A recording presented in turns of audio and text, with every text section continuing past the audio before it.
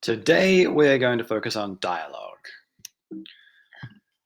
Dialogue is what we call things that the characters say out loud. So adding dialogue to your story can make it more interesting and more dramatic. There are a couple of rules for punctuating the dialogue that you need to know. The first one is to put quotation marks around the part that's spoken.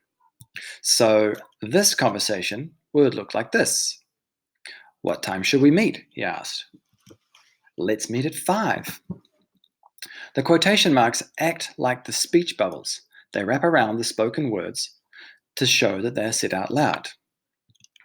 The part that's spoken is called the quote, and the part that tells you who it is called the speaker tag. These are the terms I'll be using as we go forwards. So, quote and the speaker tag. He asked, she said.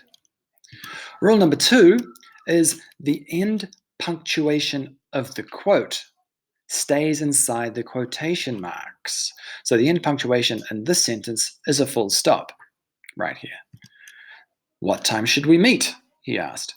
The end punctuation mark is a question mark. Note that it's inside the quotation marks. This quote ends in a period, so that would go inside the quotation marks. But if there's a speaker tag after it, then that period changes into a comma. This is the only time you'd change it. Question marks and exclamation marks don't change, just periods. Rule number 3 is if the speaker tag comes before the quote, put a comma after it. That is, put a comma after the speaker tag. So if the quote came after a speaker tag instead, that comma would go back to being a period. And you'd add a comma after the speaker tag. Rule number 4 is start a new line every time the speaker changes. This conversation happens between Josie and Ruby. Every time the speaker changes, a new line starts. Because the readers know this, you can sometimes skip the speaker tag completely. We know the last line was said by Ruby because it's her turn, even though there's no speaker there. Now, let's talk about when to use dialogue in your story. In the previous lesson, we looked at how some parts of the story should be scenes and some parts should be summaries. The scenes will be more dramatic and interesting parts of the story, and usually scenes contain dialogue. In Frog, only 2 scenes contain the dialogue. When the parents leave and at the end of the story. What's important to know about dialogue is you don't have to include everything that everyone says. Instead of writing out the entire conversation in dialogue, you can summarize most of it and only show the most dramatic parts. So suppose you're going to write about a girl named Tina who saw her friend Brian cheat on a test, and she wants to tell him that it upset her since she studied really hard and she doesn't want him getting good grades for not doing the proper work. Their lockers at school are right next to each other, and she sees him after school. Their conversation might start out like this. Hi, Tina said. Hi, Brian said. What are you doing? Tina asked. Not much, Brian said. Oh, Tina said. Well, so this is really boring. Nothing important's happening, so instead of including all the back and forth as we lead into the conversation, just skip it. Instead, you could write a quick summary of what's going on and then get right to the interesting part of the conversation, which happens a few minutes into it. After school, Tina was at her locker and Brian showed up. After exchanging small talk for a minute, Tina finally came out with it. I saw you in math, she said. What do you mean? Brian said. With that cheat sheet in your lap, she said. I saw it. Now, this case, you have some serious tension. This is the kind of dialogue you want to show. So remember, when you're adding dialogue to your story, cut all the boring stuff and only put in the dialogue parts that are actually going to be interesting. Not this, this. Lastly, let's talk about a few more things you can do to keep your dialogue interesting. The first thing is to vary your speaker tags. In other words, don't use the same speaker tags over and over again. You might have been told in previous schools, like primary school, to not use said all the time. That's just because previous teachers may have wanted you to use more interesting words.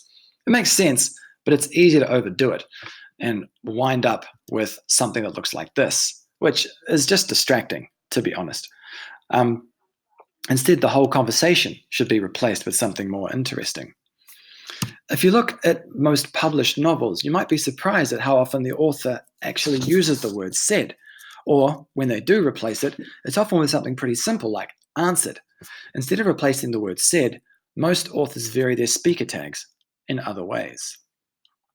We've already looked at how you can put the speaker tag before or after the quote, but you can do a lot of other things too.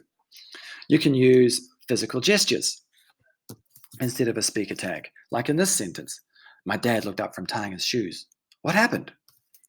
You can also use interior monologue in place of a speaker tag like this. I couldn't believe it. Are you kidding? Or you can sometimes skip the speaker tag completely, like in this last sentence. It's obvious who's talking. Are you ready? He asked. Nope. Another thing you can do is to paraphrase a character's speech instead of quoting them directly. Paraphrasing. So let's take a look at this. Why do we have to do the drills again? I whined. Without looking up from his clipboard, Coach recited through the usual reasons. Practice makes perfect, muscle memory, and so on. But we do it every day, I said. Can't we ever take a break? This part here is paraphrasing. We don't see the coach's direct quote. Instead, the author paraphrases what he said. Maybe this is because his speech would be too long, or maybe it's a way to show us that the protagonist tunes it out. Either way, it's a different way to show the conversation, instead of using every bit of dialogue. The third technique is to try to create pauses in your dialogue with other storytelling modes. So let's look at this conversation again. We can create more tension if we add other stuff between the lines of dialogue, like this. This description of Brian nervously messing around with his books takes a while to read, and that time, no one's talking. So it's building up more of the suspense and creating an uncomfortable pause. Here's another example. The speaker tag has been placed between two quotes, along with a little bit of narration, sitting up. That brief pause is about the same amount of time that Brie would have paused between the first sentence and the second one, since she would naturally pause there anyway. You can place the speaker tag and maybe something else right there to help create that pause. Now, you're going to look at the draft that you're working on in your story and try doing these things. Adding dialogue to the most dramatic parts, removing boring dialogue, and using some of the new techniques to make your dialogue more interesting. Good luck.